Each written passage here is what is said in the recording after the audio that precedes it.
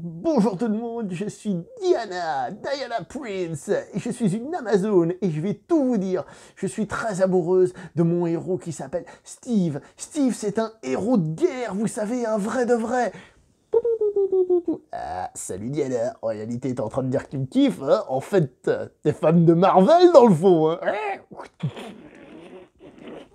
De l'action et du ciné d'auteur. Bonjour à vous les cinéphiles et bienvenue dans cette critique en post-projection. On va parler aujourd'hui de Wonder Woman 84 ou Wonder Woman 1984. Je vous laisse le choix, réalisé par Patty Jenkins, qui est donc la suite du Wonder Woman tout court, qui était déjà réalisé par Patty Jenkins. Au casting du film, nous retrouvons Gal Gadot, il paraît qu'il ne faut pas prononcer le T à la fin, donc Gal Gadot.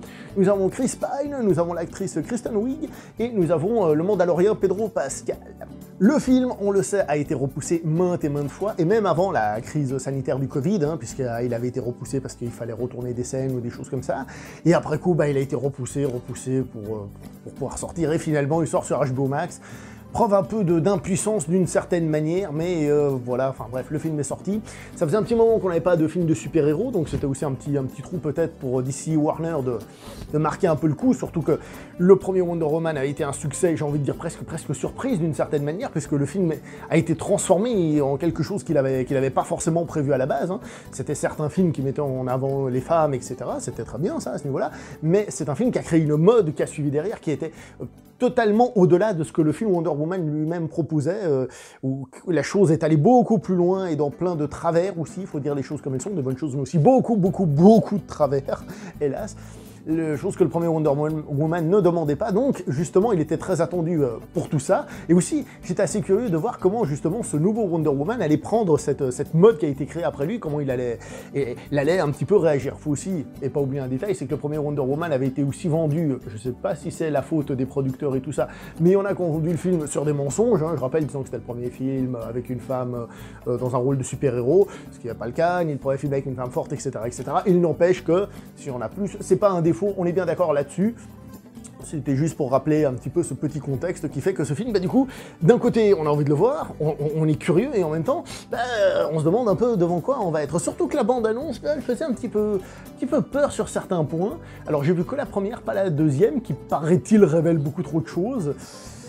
Bref, dans cette bande-annonce, on nous annonçait le retour d'un certain personnage, celui de Steve Trevor, qui était, attention je spoil le premier film, il était décédé dans le premier film, et on était tous un petit peu sceptiques et un peu en mode... on va voir comment ils vont gérer ça, surtout que Patty Jenkins, qui est entre autres au scénario du film, aidé par un certain Geoff Jones, légende dans l'écriture des comics, pour ceux qui savent, Geoff Jones, c'est un idole de scénariste de comics, et Patty Jenkins, elle avait déclaré que le retour de Steve Trevor n'allait pas se faire comme ça pour se faire comme ça, qu'il allait avoir une logique dans le scénario et tout ça.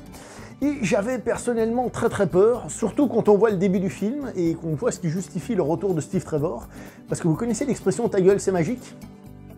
Là, c'est non seulement ta gueule c'est magique, mais c'est ta gueule c'est magique au sens premier du terme. Mais là où cela est sauvé, c'est que, en fait, ça colle au scénario, ça colle à l'idée du scénario. C'est pas juste un truc à un moment pour faire genre, et ensuite on s'en fout. Non, c'est intégré au scénario, et donc finalement, ce qui aurait pu être un gros défaut, un truc qui faisait très peur, c'est pas parfait, on va revenir dessus tout de suite après, mais au moins, c'est justifié. Là où c'est pas parfait, c'est que, en fait, le personnage de Steve Trevor, il se régénère d'une certaine manière dans le corps d'une autre personne. Donc, c'est une personne, on va dire, qui me ressemble à moi, et Steve Trevor, pouic, se retrouve en moi. Chris Pine en moi, enfin bref, voilà, d'accord. Il se retrouverait en moi. Et donc, qu'est-ce qui se passe? Ce personnage qui ne ressemble pas à Steve Trevor va parler à Diana, donc à Wonder Woman, qui elle va le voir donc comme Steve Trevor, et donc il va être interprété par Chris Pine pendant le reste du film. Là où c'est un petit peu chelou, c'est que,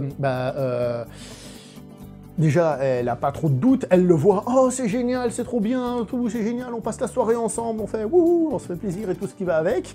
D'accord, sauf qu'il est censé être mort, il réapparaît comme ça devant toi, tu te poses pas de questions. Alors certes, Diana c'est une Amazone, mais une Amazone aussi un peu de légende, puisqu'elle vient de la mythologie grecque et tout, donc c'est que ce genre de choses peut-être peuvent arriver, mais qu'elle se pose même pas de questions et qu'elle fasse ok, pas de problème, voilà. Surtout que le mec, à la base, c'est pas le corps de Chris Pine, ce qui veut dire que il y a quelqu'un qui s'est fait voler son corps, et on peut le dire d'une certaine manière que ce soir-là, il a été abusé sexuellement, si on rentre vraiment dans les détails.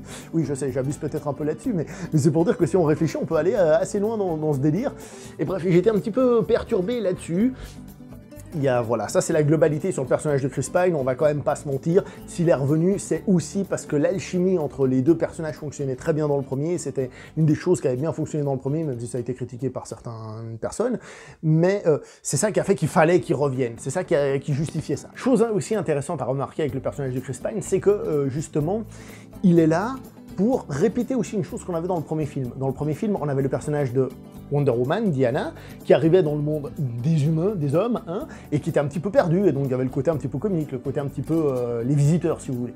Bah là, on inverse un peu les rôles. Cette fois-ci, c'est Monsieur Steve Trevor, qui donc date de l'époque de la Première Guerre mondiale, qui se retrouve dans les années 80, et qui est donc dépassé un peu par la situation, la technologie, il est là, waouh, tout ça trop cool, etc., etc. Donc ça permet un petit peu d'inverser ce petit rôle-là. Voilà, bon. Tout ça, c'est un peu global, mais ça passe dans le scénario, comme j'ai dit, parce que c'est directement intégré à l'histoire, c'est vrai. En ce qui concerne Gal Gadot, alors, je vais vous dire quelque chose que je pense très sincèrement. Je trouve qu'elle a été super bien castée, dans le sens où elle incarne vraiment une Wonder Woman, c'est-à-dire... Elle arrive vraiment à être une Wonder Woman à l'écran, et ça c'est un truc qui fonctionne superbement bien. Franchement, waouh, ça c'était déjà présent dans le premier film, et même dans BVS, j'ai envie de vous dire, elle est là. Par contre, on va pas se mentir, niveau acting, c'est pas fou, c'est pas fou, c'est pas fou, c'est pas fou.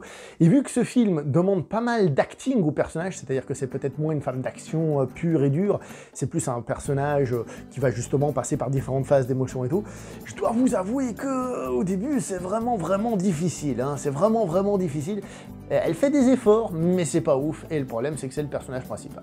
Celle qui vraiment tire son épingle du jeu, c'est celle qui donc incarne Cheetah, qui d'ailleurs, le mot Cheetah n'est jamais cité dans le film, hein, peut-être parce que Cheetah ça fait un peu stéréotypé, peut-être Tarzan et compagnie, donc on évite. Hein. Donc c'est l'actrice Kirsten Wiig, qui elle, pour moi, est l'actrice qui joue le mieux. Elle a plusieurs phases, certes, peut-être un peu classique, hein, un peu burlesque d'ailleurs, mais elle le fait correctement. En ce qui concerne Chris Pine, bah, il fait son personnage un peu comme on l'avait vu dans le premier, enfin, il est un petit peu décalé, un peu beau gosse, tout ça. Ça passe, il n'y a pas trop de soucis. En ce qui concerne le méchant, Pedro Pascal, alors écoutez, Pedro Pascal, il n'est pas mauvais dans le rôle, dans ce qu'il fait, mais il fait un personnage qui surjoue, qui est toujours un peu exagéré. C'est un personnage qui fait de la télé, qui fait de la vente, et en fait, il est comme ça dans la vie de tous les jours. Alors on peut imaginer en effet qu'il est comme ça avec tous les autres, mais même quand il est en privé, il a des réactions un peu exagérées comme ça. Et c'est un petit peu dommage parce que je vous rappelle, comme avait dit un certain Alfred Hitchcock, que plus le méchant est réussi, plus le film est réussi. Et ça, c'est un problème en règle générale des films de super-héros, c'est que les méchants ne sont pas au top. Hein. D'ailleurs, c'est pas pour rien que Avengers, le dernier, a marqué, c'est parce que Thanos était spécialement cool. Le film dure 2h30.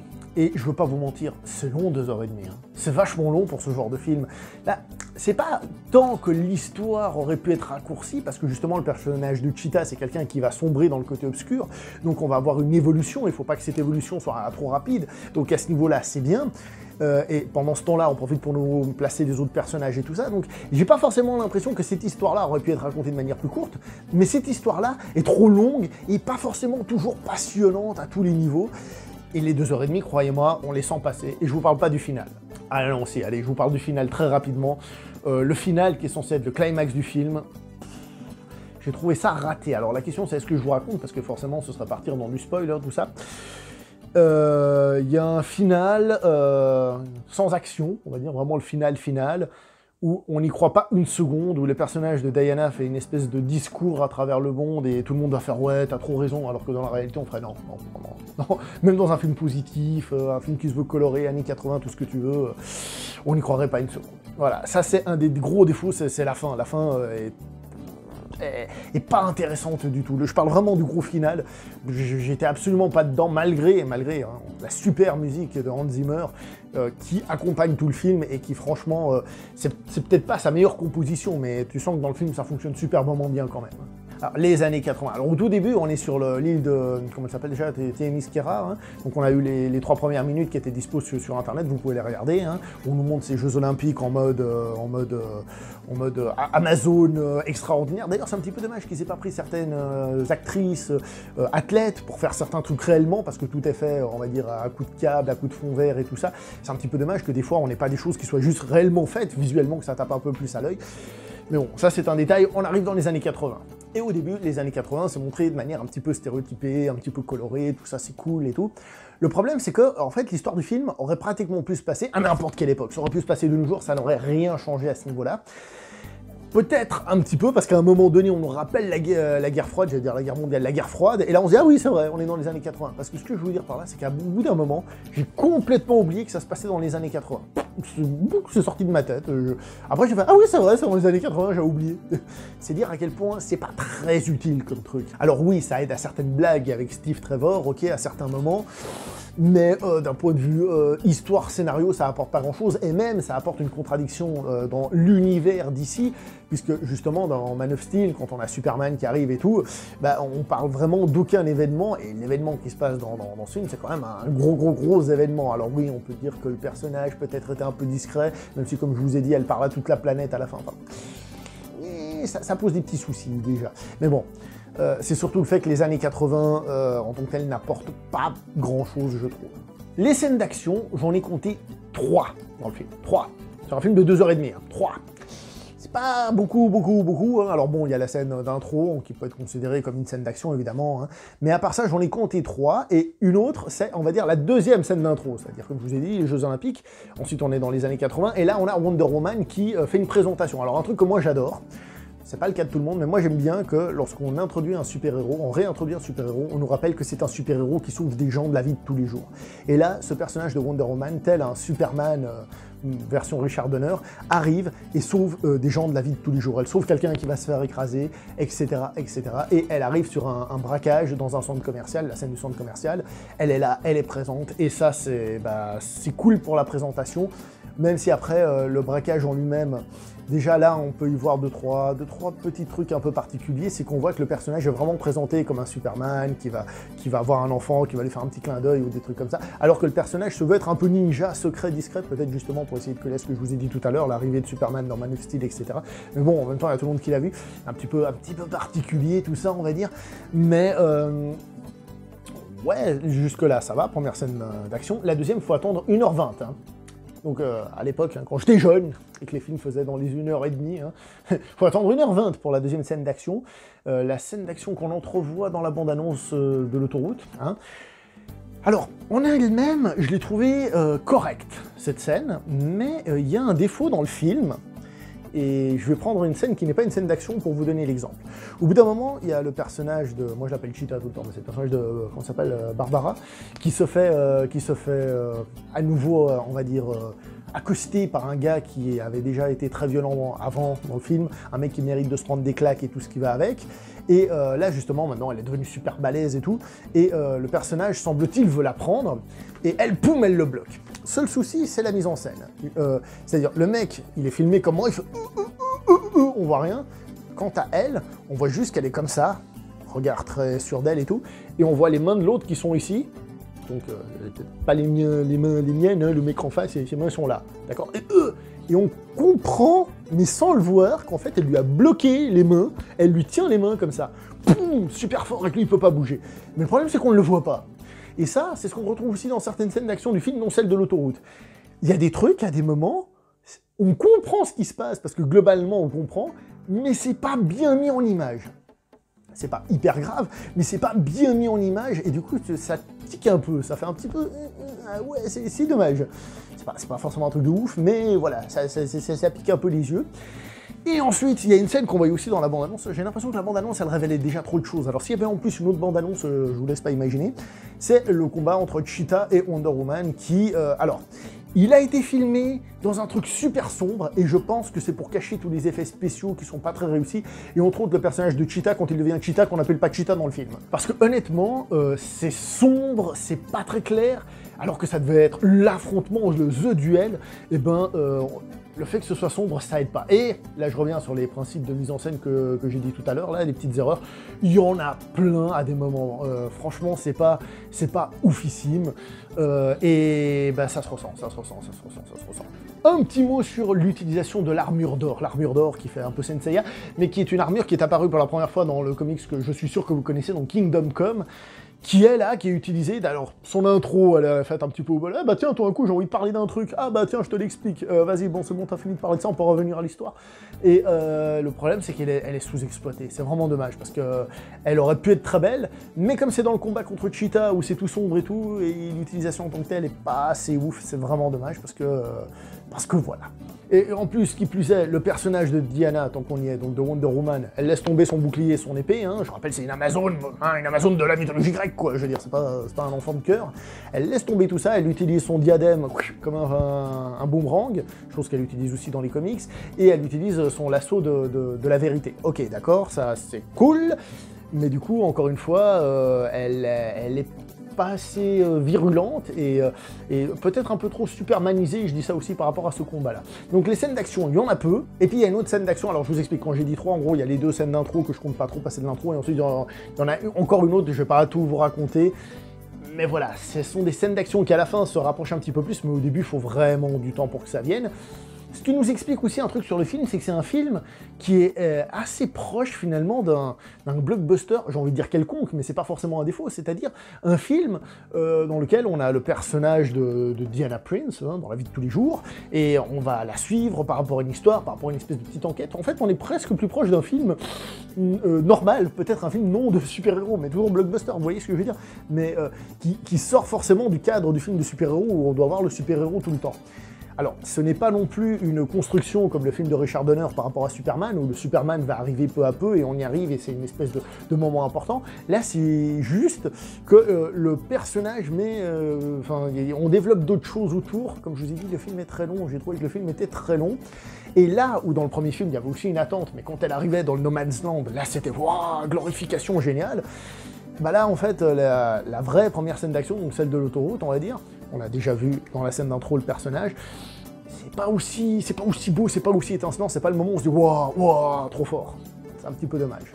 Et puis, scénaristiquement, le film a beaucoup de conneries. Je vous ai cité l'exemple de Steve Trevor, mais il y en a d'autres, des sottises dans le film, des trucs où c'est pas logique à des moments, des trucs où il y a plein de petites choses, j'ai même pas envie de vous raconter tout le film, mais il y a pas mal de petites conneries.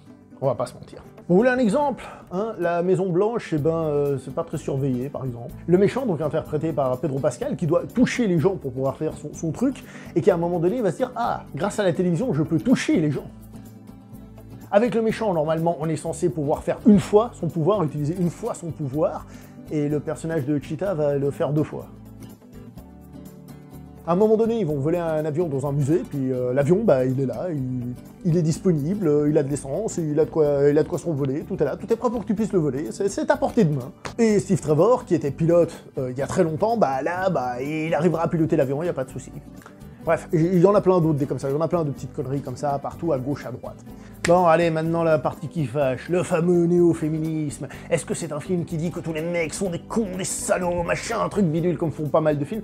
Mais écoutez, non, c'est un film qui est très équilibré à ce niveau-là, et ça fait vachement plaisir que la saga, on va dire, qui a lancé ça, eh ben, elle arrive à être toujours aussi équilibrée. Parce que le film nous montre, en effet, que, par exemple, lors d'une soirée, le personnage de Gal Gadot, donc Wonder Woman, qui n'est pas la femme la plus moche du monde, hein, quand même être d'accord là-dessus, je pense, oui, elle va se faire accoster par différents mecs, puis elle va les envoyer bouler, puis il y en a toujours un qui vient, etc., etc. Ok, oui, elle nous montre ça. Elle nous montre aussi, comme je vous ai dit tout à l'heure, qu'un des personnages féminins se fait littéralement agresser par un homme à un moment, oui, c'est vrai. Mais en même temps, à un moment donné, comme je vous ai dit, la scène où elle lui attrape les poignets qu'on voit pas, le personnage de Cheetah va se mettre à tabasser le mec parce que c'est un salaud, mais là, on nous dit qu'elle a tort. Ça se fait pas.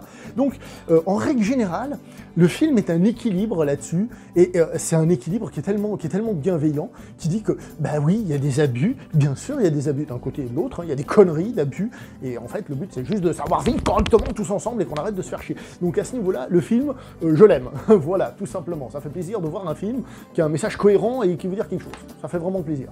Petite qualité du film, parce que j'ai appris ça récemment, puisqu'on sait que donc, la réalisatrice va s'occuper chez Disney de faire un film sur le Rogue Squadron, hein, et c'est là que j'ai appris en fait que la réalisatrice, son papa, était pilote dans l'armée et il est décédé, je sais pas exactement en faisant quoi, mais justement en pilotant. Et donc du coup, tu remets ça dans le film, une fois que tu le sais, et je trouve que ça donne encore plus de puissance à cette relation qu'a le personnage de Wonder Woman avec Steve Trevor, parce que quand on y réfléchit, Wonder Woman, depuis la guerre mondiale, donc 14-18, hein, la première jusque dans les années 80, ça fait, je sais pas, une soixantaine d'années, non, plutôt même plus 70, hein, ça dépend, entre 60 et 70, hein. Elle a toujours pas oublié son gars, hein. Je veux dire, je veux être malheureuse, je veux tirer la gueule jusqu'à la fin de ma vie. Bon, après, on peut aussi se dire que comme elle est immortelle, donc pour elle, peut-être, la sensation du temps ne s'écoule pas de la même manière, blablabla, ok, d'accord. Pour revenir, je trouve que le fait de connaître ça sur la réalisatrice donne de la force à cette relation, ça donne un intérêt et quelque chose de profond. Allez, encore un dernier petit mot. La scène post-générique. Il y a une scène post-générique, enfin mid-générique, hein, en réalité, qui nous présente une actrice que ça fait plaisir de voir dans le film, qu'on est censé nous avoir présenté avant, mais indirectement, j'essaie de rester vague. Le problème, c'est que cette scène n'apporte pas grand-chose. C'est plus, comme souvent, un petit truc pour la suite, mais bon, en tant que tel, moi, je l'ai plus vu en mode... ouais, et on s'en fout. J'aurais préféré que ce soit intégré dans le film à un moment donné, pour une raison ou une autre. Bref, voilà. Surtout que c'est censé être un hommage, justement, aussi à cette actrice, donc voilà, quoi. Ah oui, encore un dernier petit truc, la scène de fin, la toute scène de fin, tu dis, tiens, c'est marrant, ça se passe à Noël. Alors que le film est sorti le 25 décembre, tu dis, ce serait un des reshoots qui a été fait pour que ça colle à la sortie du film. Surtout qu'il se sort 2-3 phrases bien mielleuses, là, comme ça. Ouais, voilà, j'ai trouvé cette scène pas très réussie. Bref, on va s'arrêter là. Est-ce que j'ai aimé ou pas le film? Ça, c'est une question un peu compliquée, hein, quand même, parce que il y a beaucoup de défauts, comme vous le voyez.